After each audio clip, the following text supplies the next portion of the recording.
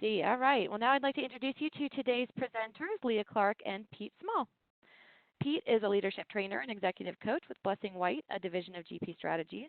He has 2 decades of experience in program design management. As a coach, Pete works with leaders to develop core skills needed to be effective in their roles, such as emotional intelligence, influencing skills, and executive presence.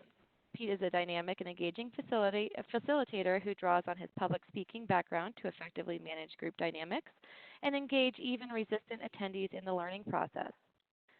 Leah Clark leads our strategy and planning for Blessing White. She focuses on bringing new products to market and enhancing the participant experience. She conducts research and writes articles and blogs on leadership and thought leadership on behalf of GP Strategies. She also works directly with clients to understand their leadership and engagement challenges and consults with them on creative solutions. So without further ado, Leah, I will go ahead and turn things over to you. Fantastic. Thank you, Kayla. Thank you so much for joining our webinar today. I'm really honored to be presenting to you along with Pete Small. And for the next few minutes this afternoon, we want to do a few things. First, I'll share with you some recent research we conducted on leadership mindsets. I'll specifically drill down on what we heard from leaders around the inclusive mindset, which has really shaped our thinking as an organization on this topic. And then I'll hand the session off to Pete, who's going to share with you 3 critical ways to tackle inclusive leadership and give you a window into some practical tools that you can use to enhance inclusivity. Earlier this year, GP Strategies conducted research into the attitudes of leaders by focusing on leadership mindsets. We reached out to 673 leaders to probe on 4 specific mindsets and to understand the challenges associated with taking the actions that support each mindset. Our population was based in the U.S. and the U.K., so I do want to acknowledge up front that this data may shift a little bit as we expand the research to include an increasingly global perspective.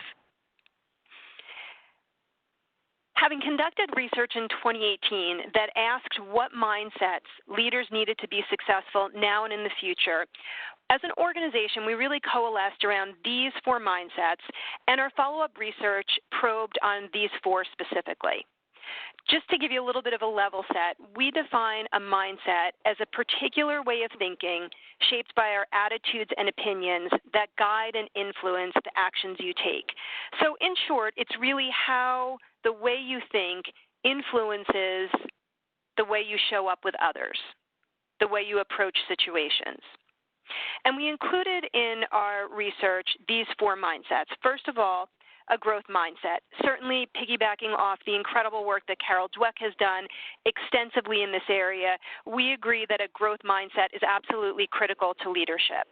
So that idea that skills and behaviors are not finite, but certainly can be cultivated through effort, and that even challenges and setbacks are opportunities to grow. An inclusive mindset, certainly key and core to what we're here to discuss today, the belief that differences in how others think and behave is an advantage to be leveraged. The agile mindset, certainly top of mind for so many of our clients, the belief that success in this complex, volatile, digital world really requires flexibility, adaptability, and resilience, a word that we heard loud and clear from our respondents. And then last but not least, enterprise mindset, the idea that success is certainly maximized when we prioritize the needs of the larger organization. Absolutely, individuals want to be successful. They want their teams to be successful, but holding the larger organization's agenda is really key and core, we believe, to one of the mindsets that leaders need to embody. And one of the first things we wanted to do with this year's research was really validate the comprehensive nature of this set of 4. And what we heard was that this list pretty comprehensively captures the most important attitudes a leader should embody. And it really reinforced for us that this focus on the big 4, as I refer to them, is a good and smart thing to do. We then asked 3 pretty basic questions around each mindset. First, we wanted to understand, what do the best leaders do to demonstrate each mindset. So we wanted to get a little bit out of the mind, a little bit out of their head, and figure out how we could see the manifestation of their thoughts in their behaviors, and what do the best leaders do to really demonstrate each mindset. So we could focus on something that was visible, a little bit more tangible, if you will. We wanted to know what the challenges are associated with each mindset, and then we wanted to find out, what does success look like? How do you know when you're successful in embodying an inclusive mindset or a growth mindset? So I'm going to give you a quick overview of what we heard across all four, and then spend a few minutes unpacking specifically what we heard about the inclusive mindset. So across all four mindsets, what we heard is that thinking from these perspectives really encourages leaders to push the boundaries of what's possible. Common themes that emerged across all four were that when these mindsets and their corresponding behaviors, key behaviors, were present, that leaders saw their people more willing to take risks. They know that their people are empowered, feel empowered to make decisions. There's increasing resiliency and ability to bounce back from challenges, and that their people ultimately feel a larger connection to the organization's purpose. And above all, time and time again, across all four mindsets, what we heard was, when this mindset is present, when the corresponding behaviors are there, we're creating an environment that fuels innovation. Can't tell you how many times that word came up across all four mindsets when we asked about what success looks like. To be clear, though, there are obstacles to each mindset, and there were some reoccurring themes across all four. And you can see those on the right-hand side. We certainly heard time and production pressures. I have to get things done, so I can't take that moment to have a growth-related conversation. Self-limiting beliefs from the team. I can't get my own people to believe in the fact that their skills and abilities can be cultivated. Certainly, we heard a lot about risk adversity. I would like to be agile, to fail fast, to try again.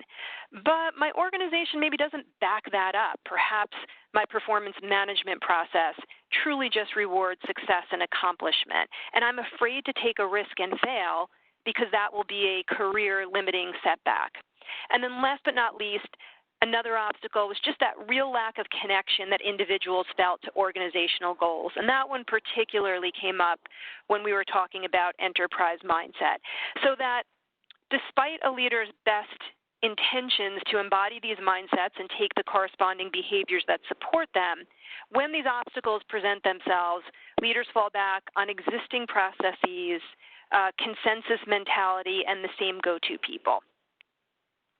So let's go a little bit deeper specifically into inclusive mindset now that you have a bit of a sense for what we heard across all four. And I want to invite you to engage a little bit here with us and respond to this poll question. It's the question that we posed in the research. And I'd like to see how this group on the phone would answer the same question that we posed to our leaders. So we said, what do you think the best leaders do to demonstrate an inclusive mindset? And you can see that poll open there on the right-hand side. Do they regularly invite input and feedback from people who look, think, or behave differently from them? Is it about recognizing their own unconscious bias and proactively accounting for them? How about microaggressions? Stopping them when they see them? Is that what the best leaders do? Is it about the prevention of the formation of an inner circle instead of creating an environment of openness and transparency? Or is it merely about having conversations around inclusion and diversity? Is this really what we want our leaders to do first and foremost? So it looks as though the poll time is just about done, and we'll take a look to see what these respondents shared. Okay, so it looks as though, based on your responses, so some similarities, one major similarity to what we saw in our research, and then a little bit of a diversion in terms of our responses here as compared to what the research told us. So now let me share with you what we heard from the leaders that we reached out to, and you'll quickly see where you aligned with their thinking and maybe a little bit where this group on the phone diverged. Because what we heard from our leaders, what our research revealed, is that the best inclusive leaders are most effective at regularly inviting feedback from people who think, look, or behave differently from them. So very similar to what the majority of you on the phone said, although that 40% is approaching almost a 50-50 split. But by and large, what you said aligns with what the vast majority of our respondents said. 43% of those surveyed said that this action was most important in exhibiting an inclusive mindset.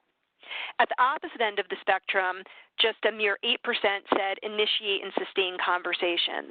And one of the things I think that we see in that 43%, among other things, is a real desire for action, a proactivity to engage with others who are different from us. So more than a one-time discussion or just having a good chat about what inclusion and diversity means, there was certainly a thirst or a proclivity on the part of the individuals we surveyed for action, that regularly inviting input and feedback, having those conversations as a part of the way you conduct yourself as a leader.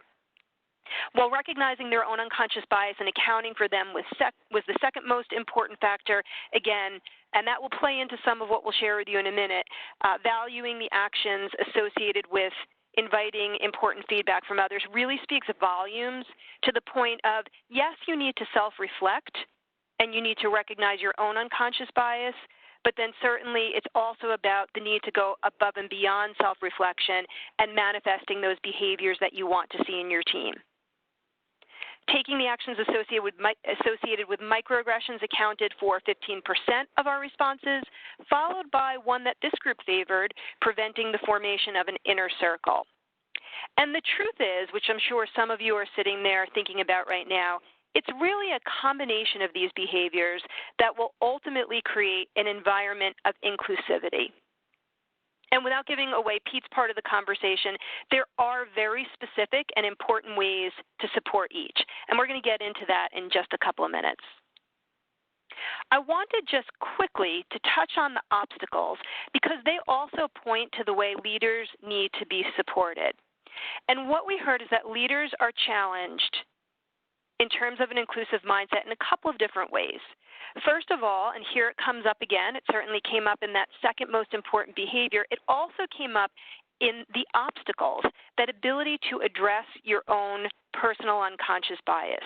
Leaders really told us that first, they have to work on readjusting their own thinking before perhaps they can take that proactive action that they want to reach out to others more regularly. As I mentioned before, time and risk adversity were obstacles that those we surveyed mentioned. So when time is of the essence, leaders say, you know what, it's just easier and faster to fall back on familiar thoughts, people, and patterns of behavior. So that intentionality of inclusion is really lost in favor of choosing sameness.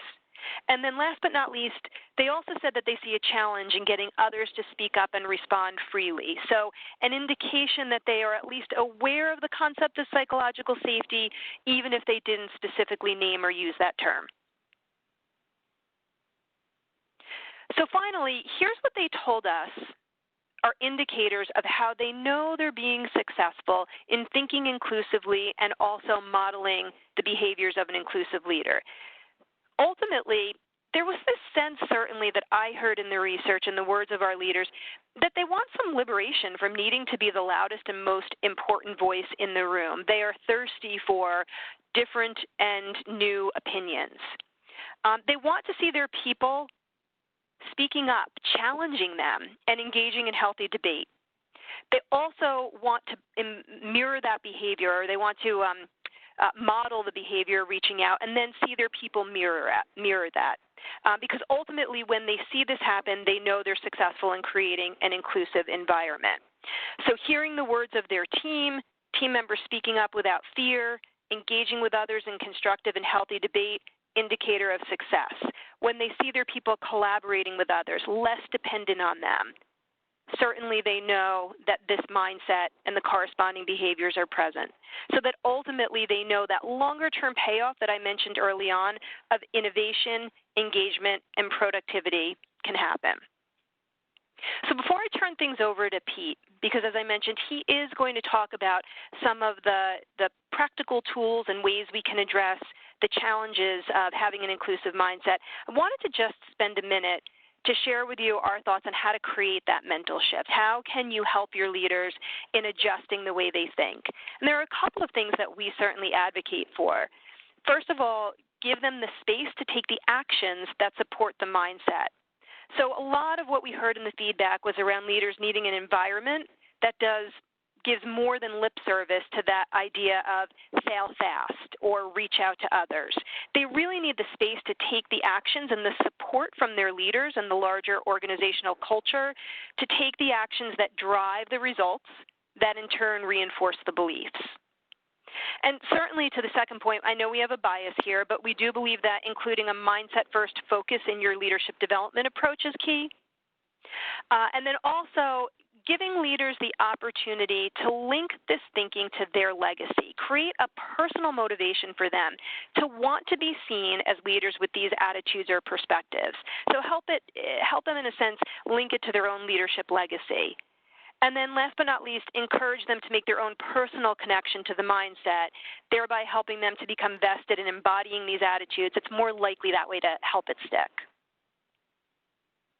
So while I've shared with you to this point the behaviors and challenges, what Pete's going to do is now get a little bit more specific around each of these challenges and how they connect to what we heard from our leaders in the research results. He's then going to unpack each challenge and share with you some of the practical tools that we believe can help change leader behavior. Pete, happy to have you take it from here. Great. Thank you, Leah. And again, welcome everybody. Delighted that folks are here on the call, that you've taken your time to spend this Monday with us talking about inclusion.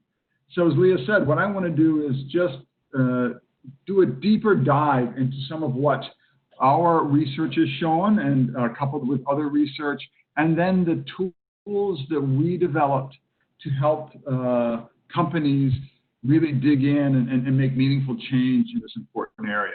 So just to recap, all of you should be familiar with this. We just talked about this a second ago.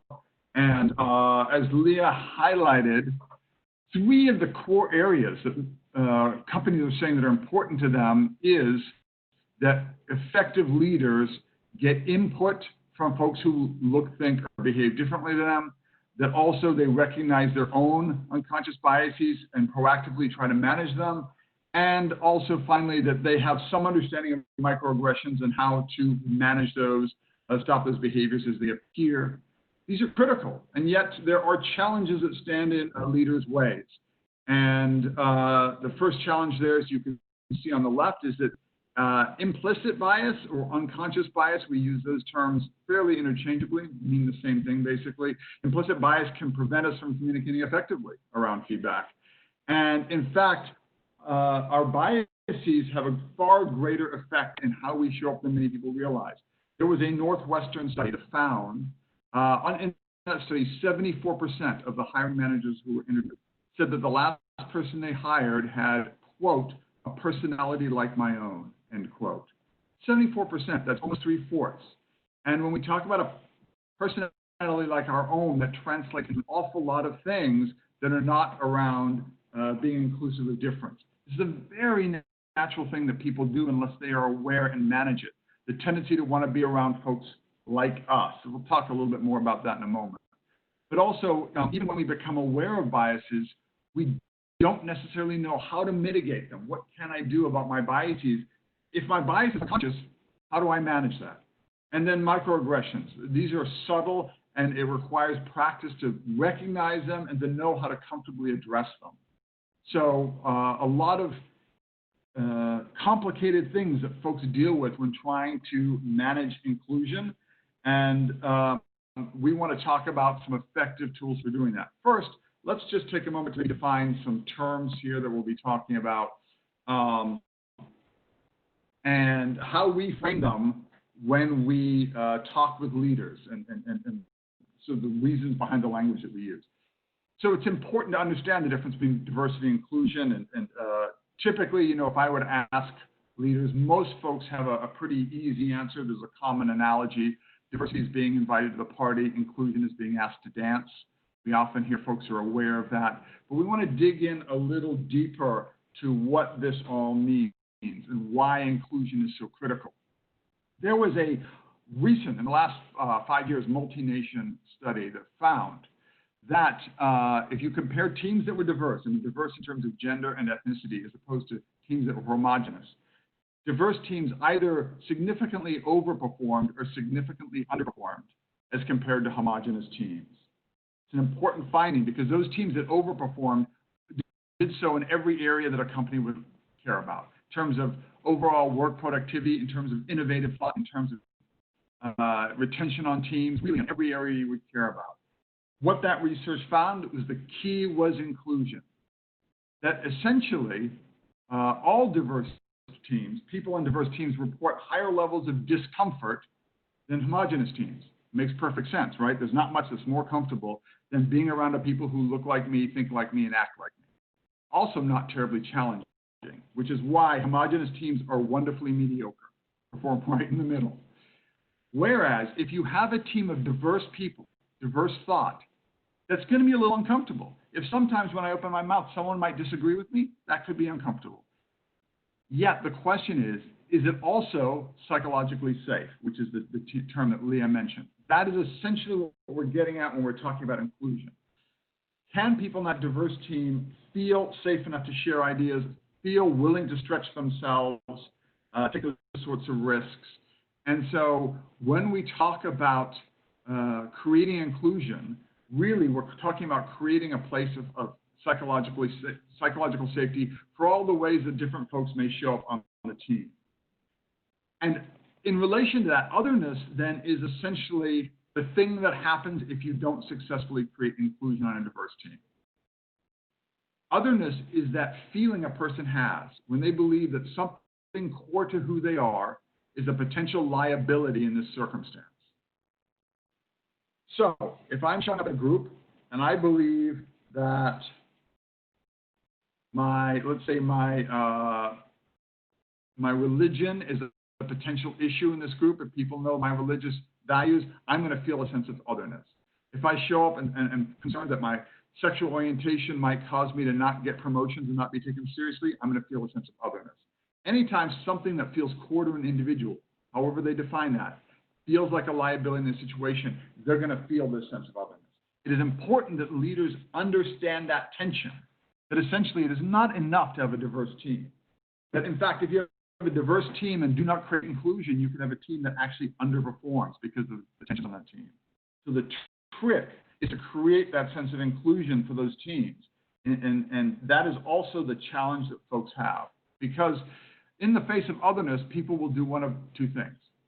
If I can hide the thing that that is the potential risk, I will hide it. So if it's my religion and I can tuck my cross into my shirt or my Star of David, I will do that. If it is my sexual orientation and I cannot disclose it, I will do that. But if the person cannot hide it, like with gender or ethnicity, what they do is this thing that we call code switching, which is that I try to reduce the difference in your presence. So that might be the gay person who watches how they talk, walk, use their hands, sit, cross their legs to make other people less uncomfortable. It might be the African American who changes the way they talk, the tone of their voice, the slang that they use, their body language at work than at home because they want to seem less intimidating or more like the folks around them. That thing that people do, whether it is hiding the thing or code switching, takes a tax on someone. It is difficult. There's a portion of your brain spent wondering about how you're sitting, talking the words you're using, your vocal intonations and so forth, that is not then showing up in how a person shares their ideas, is creative, and so on. A portion of their brain is spent on this other thing, which is why otherness can be such a drain on teams and a drain on organizations. You've got these wonderfully talented, skilled, imaginative, creative people who you've brought into the organization, and a chunk of their brain is wasted on worrying about how they conform to the sort of standards of the particular team or the organization instead of being fully present as themselves. Inclusion is creating space for those things to be present so that folks can be really engaged entirely. So we want to make sure leaders understand these concepts and the importance of creating inclusion and managing our biases. And actually, let's take a moment and just talk a little bit about bias and our model that you see here before us. And before I jump into this, let me just talk a bit about our unconscious bias. Bias can be something that I have found, and I have led many, many trainings on this topic over the years. And unconscious bias can be something that sometimes people feel resistant to. It is important for leaders to understand that acknowledging that you have unconscious bias does not make you a bad human being. It makes you a human being. All of us have it. And to make that a safe place for people to identify that. I often use this analogy of an attic, if you will. That if you imagine that your brain is the attic on top of your house, and then, you know how attics work, right? There's this tiny little 15-watt bulb that you click and it sheds, about 6 inches of light, and the rest of the attic is in pitch darkness. And I use that to explain that light portion of the attic, that is the part of your brain you are aware of. The conscious part is primarily, not exclusively, but primarily made up of the prefrontal cortex. The rest of your brain is in darkness. It is operating unconsciously. And there are tons of boxes in that attic that you have not seen for years, some of which you probably don't want to admit are still there, but they are there nonetheless. So part of our goal is to learn how to shine flashlights into little corners of that dark attic. And once we see what is there, is to make a conscious choice to do something with that information. And so we use this model to sort of inform that idea. So if you would imagine here, and you may have seen a version of this model before, we often use it in terms of learning, but that we all will start off with an unconscious lack of inclusion, you see in that top left side.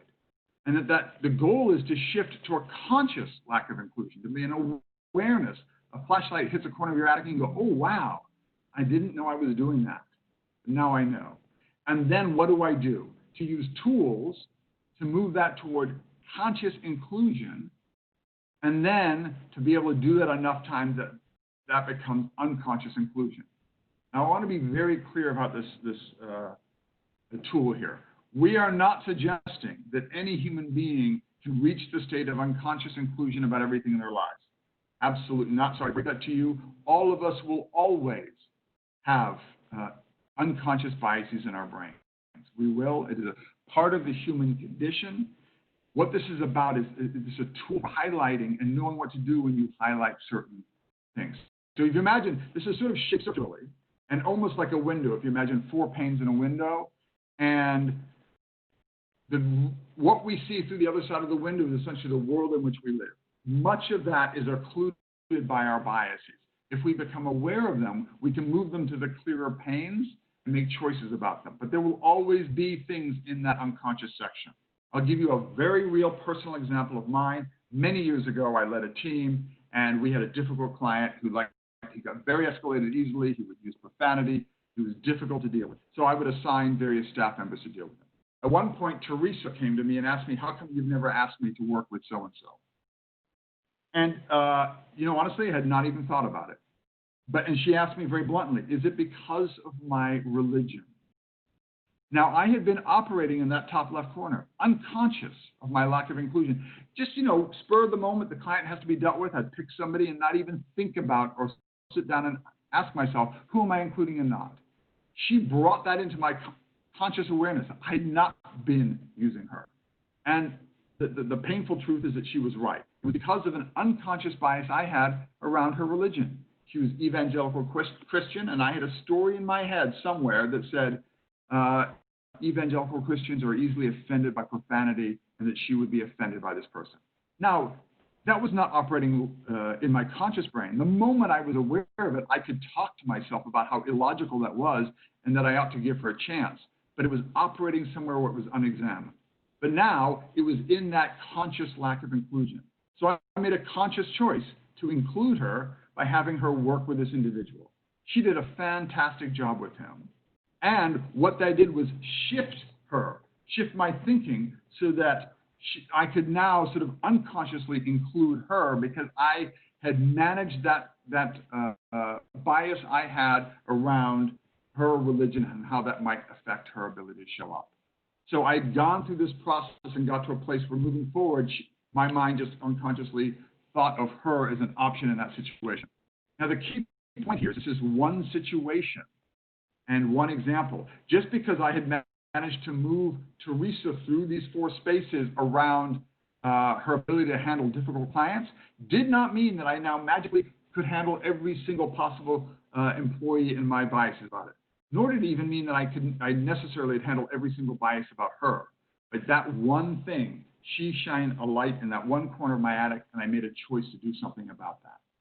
So this is what we want to frame for leaders, is that your biases can be unconscious, but there are opportunities to do something about them when you see them, and it is in service of the people who you lead to go through that difficult effort. Now, having said that, it is not as though what we're suggesting is just your job as a leader is to sit back and wait for the Teresas to come to you and shine a flashlight in your attic.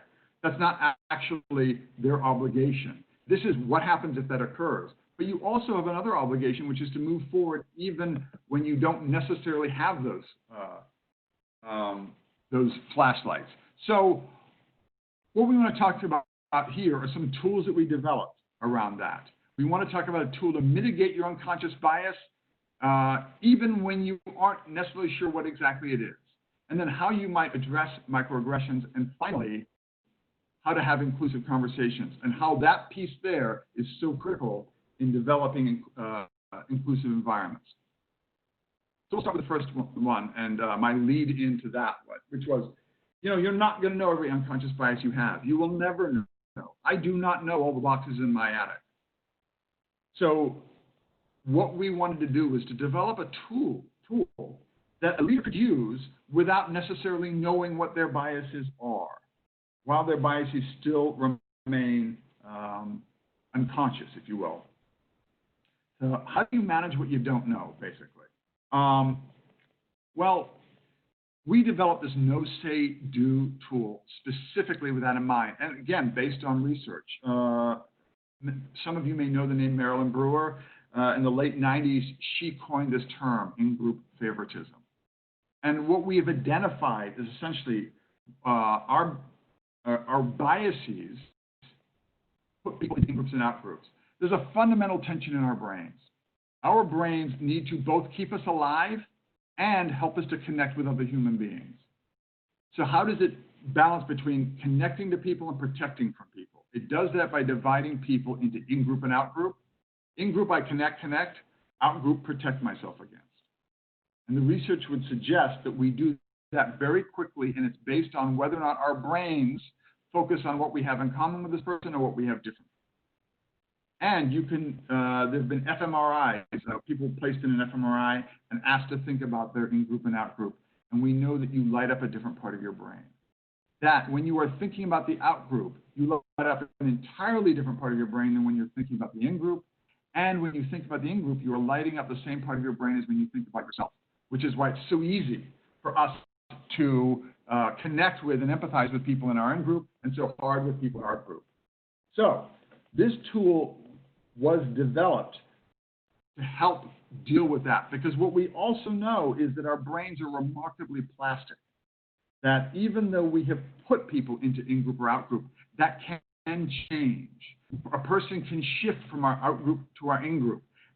And one of the key features is getting to know them.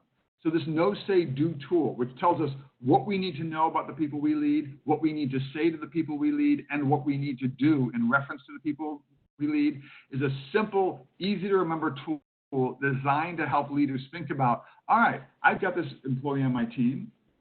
I don't know where I have unconscious bias. Let me assume I have some unconscious bias about this person that I may not actually be able to discover. But I can use this no, say, do tool in reference to that person to help manage the bias and to help shift this person from out-group to in-group in the areas where they may be in out-group. And I don't ever have to sort of highlight which box I am dealing with in my attic. I can just use this tool and effectively create in-group with my folks on my team, create a sense of inclusion for my folks on my team. So this is a powerful and simple tool that leaders can use to that effect. Now let's talk for a moment about this very sticky thing, We call them microaggressions. And also sometimes called micro-inequities. And basically, microaggression is something that a person says or does that implies that they may have a bias around someone. Now, that may be something that a person does deliberately. This small statement or slight that they choose to do deliberately, but oftentimes, microaggressions are occurring without the person intending to. In other words, through their language, they reveal a bias that they may not even admit to themselves, but that it shows up. So there are some examples here on the screen. Let me just talk about them. That one right there in the middle. We really need a team building retreat. Jennifer, could you plan that? What that is sort of built on is the idea that oftentimes within companies, we, and I'll speak for myself as a man, and we as men can sometimes unconsciously default to thinking that things like planning team building activities or taking notes in a meeting are the purview of women in the room. We don't think that through consciously because it occurred to us consciously. We realize how ridiculous it is. But because over the course of our careers, we have mostly seen women doing that, we may have an unconscious bias. Women themselves may have an unconscious bias around that. And so it may show up. I might make that statement and not even be aware that in doing so, I'm revealing an opinion about what I think, who I think is best to handle this or what I think Jennifer should be doing. You also look at the one to the top right. I would never guess that you have a boyfriend. You don't look gay at all. I have to tell you, I cannot tell you how many times in my life somebody has told me you don't look gay at all, or some version of that. And the implication can be there. Even if the person may be saying this as a friendly thing, as a compliment. But the implication behind that is a surprise that a person like me, who looks like me, is gay, because presumably they have an opinion, consciously or unconsciously, about what a gay person looks like. So this is how these things can sneak in. And then finally, this one on the top left. Lamar is so good at staff meetings. He's very eloquent. I left this one for last because I think it's a great example of how tricky things can be. So the speaker may genuinely feel like this is a compliment they're giving. Sometimes people will say to me, gosh, you're so eloquent, or you're well-spoken. And I don't think anything of that. But if a person's particular experience in their life has been that people are always surprised at their eloquence, this can become a trigger for them, even if it wasn't intended as one for the other person. Even if the other person has no unconscious bias around this at all. And here's the difficult thing about microaggressions. There is a difference between our intention and our impact that can be hard for people to get their minds around. In other words, regardless of what I intend when I say something, the impact to that other person is important to consider. And that is based on their experience, regardless of whether it is mine. And so to that end, we created a fact and impact tool. That tool's purpose is to help people when they feel like they have experienced a microaggression, is to help them sort that out and how they want to talk about it. And the impact piece is, here's how it landed with me. The fact piece is, can I step back and understand that may not have been the other person's intention, so that we can have a conversation in which I am not accusing and putting someone on the spot. And a conversation where that person can then acknowledge, oh, even though I intended this, I accept that it landed with you this way. So it's a tool designed to sort of make as easy as possible these difficult conversations about people's experiences. That's specifically a tool for dealing with a microaggression when you feel like you've experienced it. But as leaders, we also find ourselves needing to call out microaggressions that we see that we are not involved in. We are neither the person who did it nor the person who received it. In that case, we have created this 5W tool. And let me just walk through what we mean with this. This is something that the leader can use to get themselves familiar with, how do I want to handle this? So why is this a microaggression? I just think I saw one. Let me articulate to myself what I think it is. And part of that is, what's the impact of this thing that I saw? Why we care about it? When should it be discussed? It's an important thing to consider. There are times when it needs to be brought up right in that moment. You're in a public meeting. There are many of the people who you lead sitting around that table, and a person has just said something that is unacceptable within the culture. Everyone in the room needs to see that you're willing to take it on, and they need to see that it's not acceptable. The time where you might, even though it may trigger resistance in the person, you might choose to do it publicly. Generally, you probably do choose to do it privately, and how and when is important to consider. Who should I include? The point there is to think about who are the critical players in this. If you are the leader and these two people are both your individual contributors, maybe it's to discuss, do I want to go to and how do I want to go to the person who I think experienced a microaggression? How do they want to be involved? Perhaps they would like to handle it themselves, or perhaps I've misinterpreted the event. They can give me clarity.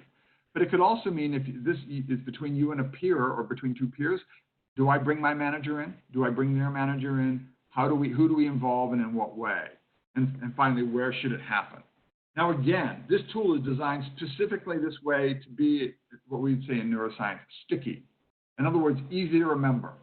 And so we are confident that if I were to ask any of you or any of the folks that you lead, name the 5 W questions, they're going to rattle them off. Not necessarily in this order, but it doesn't have to happen in this order. Who, what, when, where, why.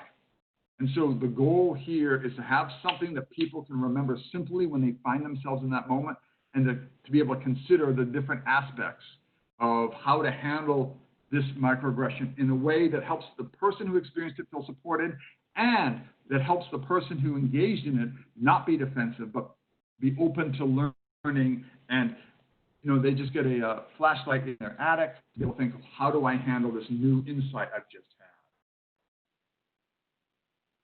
So now, what I want to do is really come to what I think is a core piece, which is this inclusive conversation bit that we are talking about now.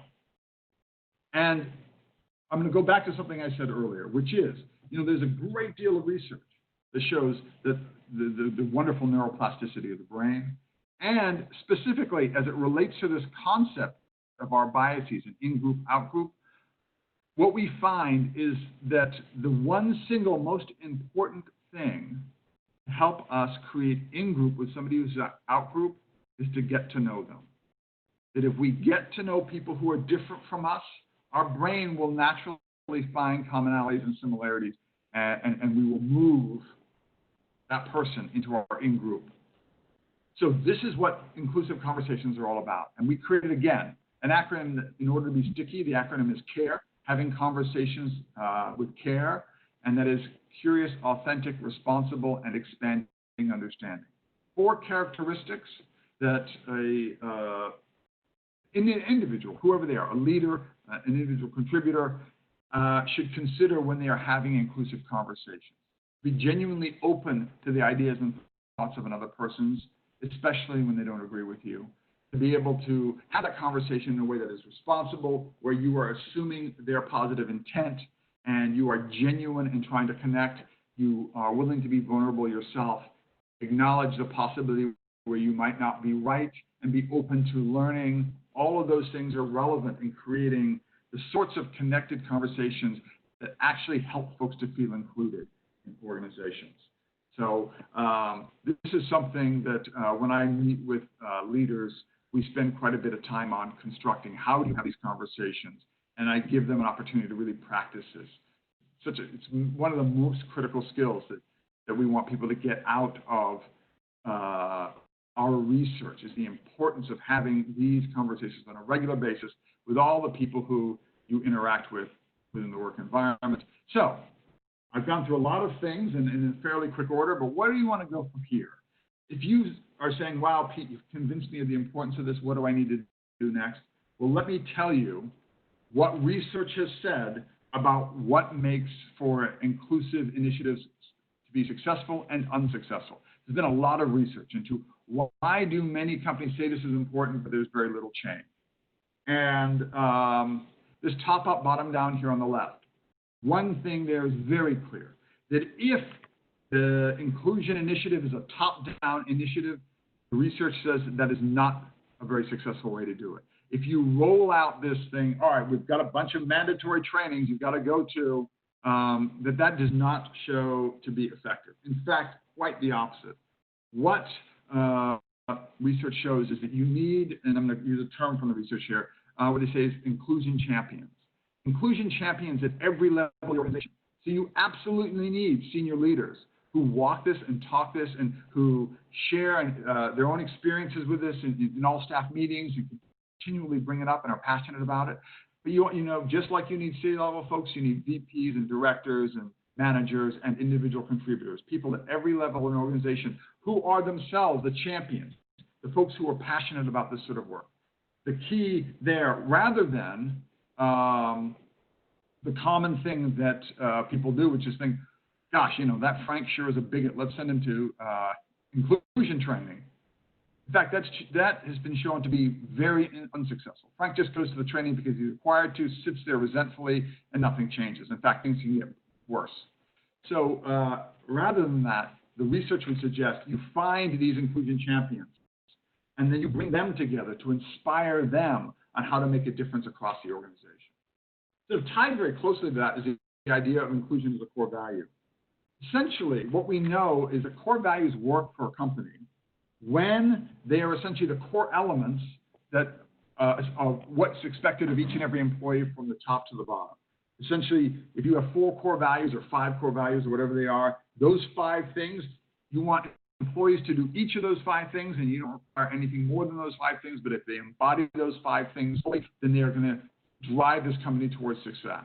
If companies have clear core values like that, and they don't just sit on a wall and a poster somewhere, but they're talked about, discussed. You can go into a company and ask a random employee, what are the 5 core values, and they can name them, then you're in good stead. And inclusion should be one of those. The research there is very clear. Make it a value. Talk about it regularly. Help employees to understand how being more inclusive helps them to be more successful, and how one of the things that their managers will evaluate in them is their ability to be inclusive across all sorts of different types. And that doesn't just mean across race or gender or ethnicity or religion. It means things like being inclusive. If you are an outspoken, dominant personality, you are inclusive of people who are quieter and need more time to think. Just an inclusive person in general. And then this shared common language, which really gets back to what has been shown to be most effective in terms of bringing these inclusion champions together. That if you were going to workshop, get a workshop full of people who are passionate about this, and the goal of the workshop should be to create a shared vision between folks. What is our common language? When we talk about micro inequities, or do some of us talk about micro inequities and some of us talk about microaggressions? And do some of us talk about both as though they're different things? We all use the same terminology. Do some people talk about privilege and some people talk about advantage? Let's get on the same page so that we are collectively talking about the same thing. And there's a shared message. Also bringing those inclusion champions together to get shared tools to use so that all of them are using these tools, and maybe even most importantly, to develop a support network amongst them where they can have these common goals and ongoing support. So that people come away galvanized, they have some tools to use, and they're going to support each other and meet in some way regularly, or they have an accountability buddy in some way. So they keep these ideas alive and they keep checking with each other. And so what the research would suggest, if you start with this core passionate people throughout the organization, those folks come back to their teams and start practicing these things.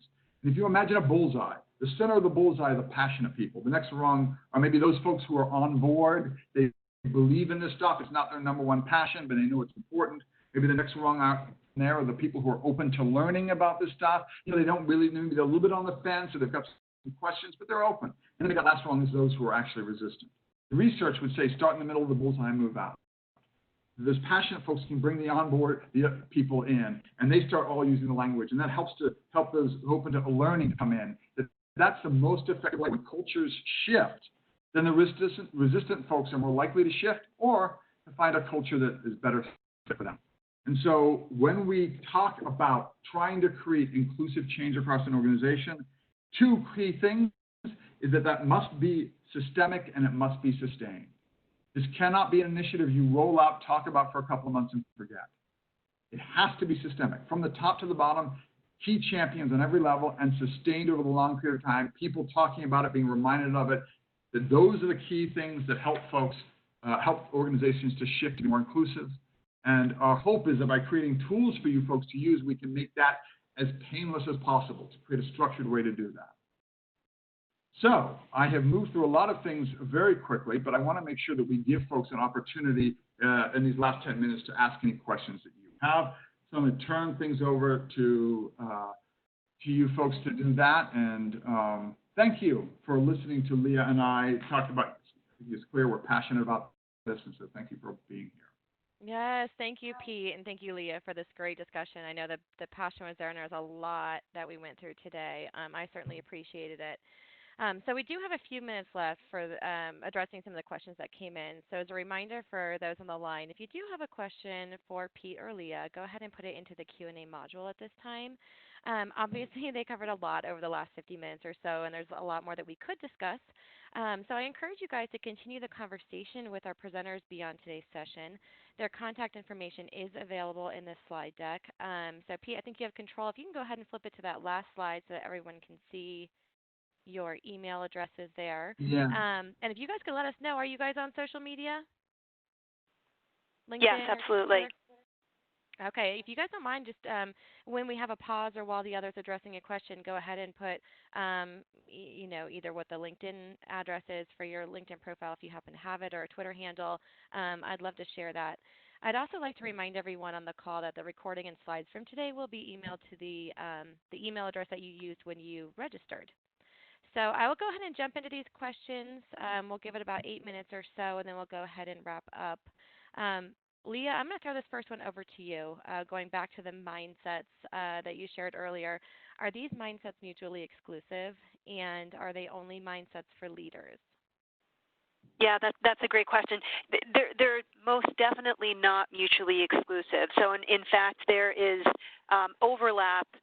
Oh, gosh, for example, I can think about, in the inclusive mindset, we certainly talk about reaching out to others, right, getting perspectives that are different from yours and maybe reaching out beyond the boundaries of your own group. Certainly thinking from an enterprise mindset or an enterprise perspective is similarly about sort of breaking down silos, right, in part, breaking down silos and getting perspectives and opinions from individuals in functional areas or groups that you might not typically interact with. Similarly, I can think, certainly growth and agility have a very, very strong connection, right? With a growth mindset, we say failures and setbacks are opportunities to learn and grow. And our definition of agility includes the same concept of fail fast, try again, learn from your mistakes, and move forward. So definitely overlap, not mutually exclusive. And then I think that second point is a really good one. I mean, we surveyed our population and asked them specifically about leaders. But as Pete's mentioned, with inclusive mindset, and I would say the same thing with growth, agility, and enterprise, these are mindsets that from individual contributor or leader of self all the way up through the organization to the C-suite are, good and aspirational mindsets to certainly reach for day in and day out. Absolutely. Can I jump in if I may? I just see a question here from Laura, and I thought I would address it. Perfect. Is there a company out there you believe is best in class when it comes to diversity and inclusion? It's a great question. What I would say is I can name a couple of companies that I think have been really working at this and have made some measurable progress. One of them is Microsoft. They're in a multi-year process, specifically using growth mindset, in fact, as part of this initiative to create more inclusive environments and better functioning teams. Their CEO, Satya, has been very behind this, and there's a massive rollout in that. And they are seeing some of their own internal numbers have been seeing some real improvement there, including in overall satisfaction working in the company. And one other company I can think of is Whirlpool, who has been really working hard at this, rolling this out and trying to make significant difference. And they are starting to see some measurable improvements with their employees. That's a couple that came off my head. There are many more who I could remember have reported improvements, but those were a couple that came to my mind anyway, Laura. So I wanted to answer that one. It's the only question I see here. I'll turn it back over for other questions now. Yep. A couple more did come in. So next one I want to address, and actually, Pete, this one I'll stick with you on. And of course, Leah, if you want to chime in as well. With respect to diversity and inclusion, this person's been hearing a lot about psychological safety. Can you explain what that term is and how it relates to what you've shared today? Yeah, that's a great question. So essentially, psychological safety, which is a term that's become quite buzzy lately, and so you'll be hearing more if people haven't heard it before, is essentially creating an environment where individuals feel like it is okay to risk and fail. Sort of a fundamental piece of psychological safety within team environments is this idea that I can offer ideas that are different from other people. I will not be mocked or shut down. Even if my idea is disagreed on by the majority, it will be heard and taken seriously. Even if I try something that's out of the box and it fails, I will be still respected and seen valued. It's that idea that it is essentially okay to take risks in sharing my opinion, risks in trying new things, risks in how I show up. It's okay to disagree with the people in the room, to take that risk, and that we are all respectful of each other in that space. It's a key component to inclusion. Google did this research, Project Aristotle. I encourage people to look into that. They looked a lot at psychological safety, the difference it makes in effective teams. And it is really closely tied to inclusion. I'll stop there because I could keep going for a while. And that's okay. And actually, as you guys are chatting, from the marketing perspective, I'm sitting here thinking that there are several conversations that we can even continue past this point, diving deeper into some of these areas. So I'm going to go ahead with one more question, and we'll go ahead and wrap things up. So, do you expect that leaders will proactively reach out and have inclusive conversations, as in schedule a discussion specifically to raise this issue, or do you simply expect leaders to address things as they come up? Yeah, I'm going to answer that with a yes and, which is to say, yes, I would like to give tools to leaders to effectively know how to have these conversations when their employees bring them up. And we would like to encourage leaders to find ways to have these conversations, to look for opportunities that are natural. And I say this when I talk to leaders. I do not expect them to walk out of here and on Monday morning bring everybody in their office back to back and sit down and say, okay, I've got 47 personal questions to ask you. I mean, it's about this is not a forced thing. It's about creating natural opportunities, looking for chances to get to know folks, looking for times to use these skills, and then also being prepared to use them when those times fall into your lap, as they will. And I think that goes back to even a lot of what you were talking about earlier, just even the mindfulness and awareness to be able to have those conversations when they're not planned. And Absolutely. so I think you guys covered quite a bit today. I appreciate all of your time. I also appreciate the time of our attendees. Thank you for joining us. We don't have any questions that came through since we started chatting. Again, I'll keep this open for another minute or two, so if anyone else has a question for our presenters, I'll make sure to pass that along to them. I hope that you join us again for future webinars. Registration is available on our webinar page at gpstrategies.com, along with all of our other great recordings for the last 12 months. Our first quarter's theme is around learning trends for 2020 and beyond. So I do encourage you to check those out. And with that, I wish everyone a great and productive rest of your day. Thank you. Thank you, folks. Thank you.